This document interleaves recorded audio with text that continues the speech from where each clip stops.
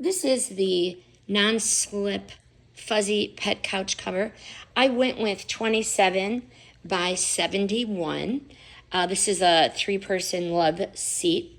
And my intention is going to be to tuck this in, but right now I just left it here for the video. But right out of the box, it's fuzzy, nice quality. There is the material. I really do like it. I like the non-slip back. I'm confident that it's going to stay in place. I like the size. I ordered a little bit bigger so I can tuck it into my couch. I do like that. But right out of the box, I'm confident. And the fabric and the texture, it is very visually appealing, looks very nice, pet hair friendly.